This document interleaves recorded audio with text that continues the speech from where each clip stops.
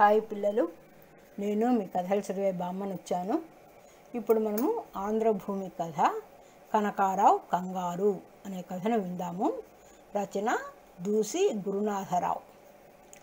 నేను సికింద్రాబాదు రైల్వే స్టేషన్కు వచ్చేసరికి విశాఖ ఎక్స్ప్రెస్ నెంబర్ 1 ప్లాట్ఫామ్ మీద రెడీగా ఉంది.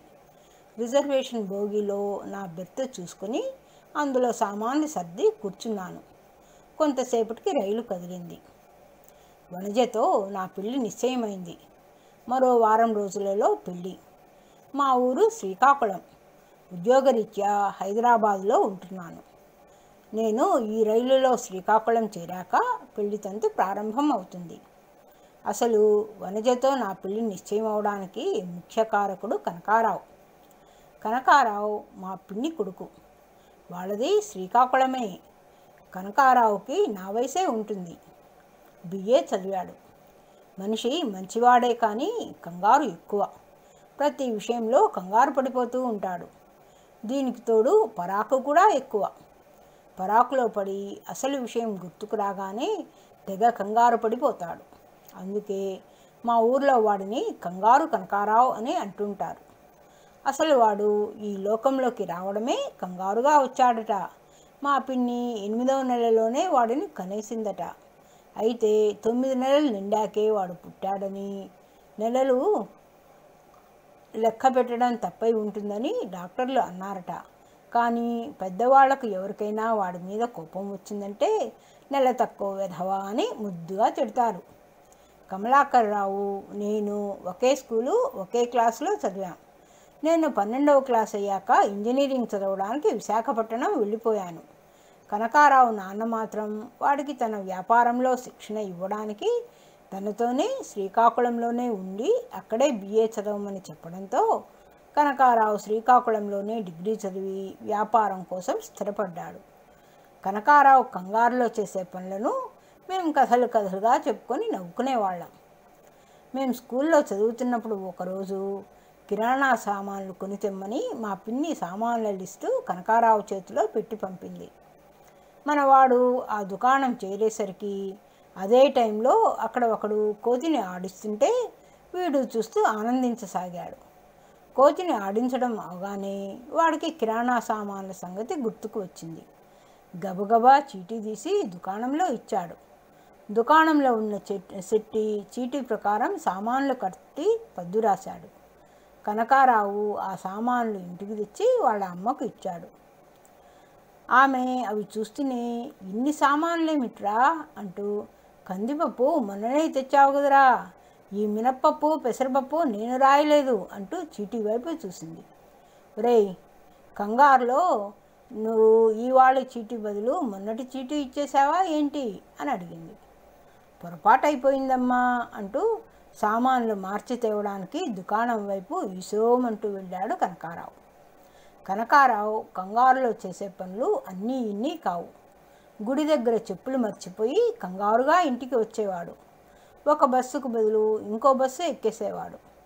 స్కూల్కు లేటుగా వచ్చినప్పుడు కంగారులో తన క్లాస్కు బదులు ఇంకొక క్లాస్లో దూరి టీచర్ చేత చివాట్లు తినేవాడు.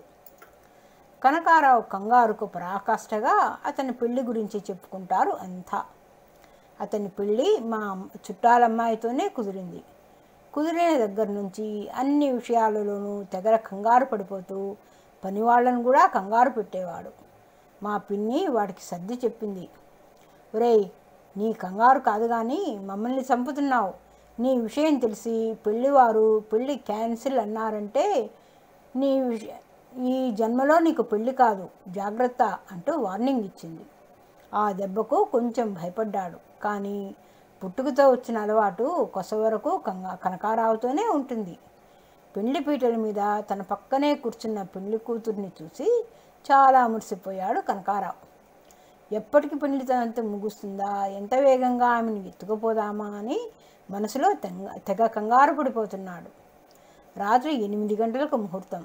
ఆడపెళ్లివారు పెళ్లి అరేంజ్మెంట్లు బాగా చేశారు. లైట్లు దేదీప్యమానంగా వెలుగుతున్నాయి. రంగురంగుల లైట్లు కళ్యాణ శోభను ప్రకటిస్తున్నాయి. సన్నాయి మేళంలో 2 సన్నాయి వాయించేవాళ్ళు తెగ పోటీపడి వాయించేస్తున్నారు. పంతులు గారు మంగళసూత్రాలను కనకారావుకు అందించి, నేను మంత్రం చదువుతుంటాను, నువ్వు పెళ్లి కూతురి మెడలో తాళి కట్టు అన్నారు. కనకారావు పంతులు గారి వద్ద నుంచి మంగళసూత్రాలను తీసుకుని పెళ్లి కూతురు మెడలో కట్టడానికి లేచాడు. ఇంతలో కరెంటు పోయింది. అంతా ఒక్కసారి అంధకారబంధురమైంది. అయితే సన్నాయి మేళం వాయిద్యాలు ఆగలేదు. పంతులు గారు మాంగళ్యం తంతునానేనా మమ జీవన హేతున మంత్రం చదవడం ఆపలేదు. కనకారావుకు మాత్రం చీకట్లో కంగారు ఎక్కువై పెళ్లి కూతురు పక్కనే కూర్చున్న ఆమె చెల్లెలి మెడలో తాళి కట్టేశాడు. తాళి కడుతూ ఉండగా లైట్లు వెలిగాయి జనరేటర్ సహాయంతో. ఆ దృశ్యం చూసిన వారంతా అవాక్కయ్యారు. పంతులు గారు, ఇంకో తాళి ఇవ్వండి, పెళ్లి కూతురు మెడలో కడతా అన్నారు కనకారావు. ఇంకో తాళి లేదయ్యా, పంతులు గారి కోపం.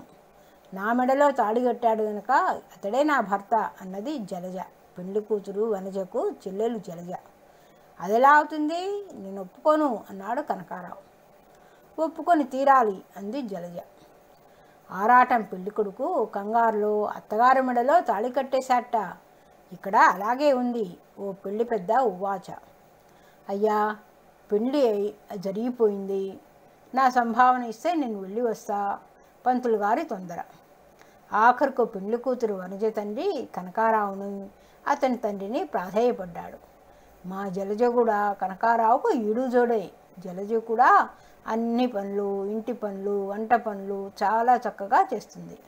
కట్న కానుకల్లో కానీ, మిమ్మల్ని అల్లుడుగా సంతోషపెట్టడంలో కానీ ఎలాంటి లోటు రానివ్వను. కనకారావు జలజ చూడముచ్చటగా ఉన్నారు. ఈ పెళ్ళి దైవ నిర్ణయం ప్రకారం జరిగినట్టుంది, కాదనకండి. వనజ తండ్రి కళ్ళనీళ్లతో ఎంతో ప్రాధేయపడ్డాడు. చివరకు పెద్దలందరూ సమస్య పరిష్కారానికి సమావేశమయ్యారు. అందరూ తలో మాట అంటున్నారు. అక్కడే ఉన్న నాకు ఓ ఆలోచన వచ్చింది. వెంటనే అక్కడి వారితో అన్నాను, వనజకు వాళ్లకు ఇష్టమైతే నేను వనజను పెళ్లి చేసుకుంటాను అన్నాను. వనజ తల్లిదండ్రుల కళ్ళల్లో అప్పుడు వెలిగిన కాంతిని నేను ఇప్పటికీ మర్చిపోలేదు. ఆ తర్వాత మా పినతండ్రి అంటే కనకారావు తండ్రి కనకారావు, వాళ్ళ కుటుంబము అంతా కలిసి జలజను వాళ్ళ కోడలుగా అంగీకరించారు. నేను వనజను పెళ్లి చేసుకోవడానికి మా వాళ్ళంతా కూడా అంగీకరించారు. వనజ కూడా తన ఇష్టాన్ని తెలియజేయడంతో కథ సుఖాంతం అయింది. నేను పెళ్లి కొడుకునయ్యాను.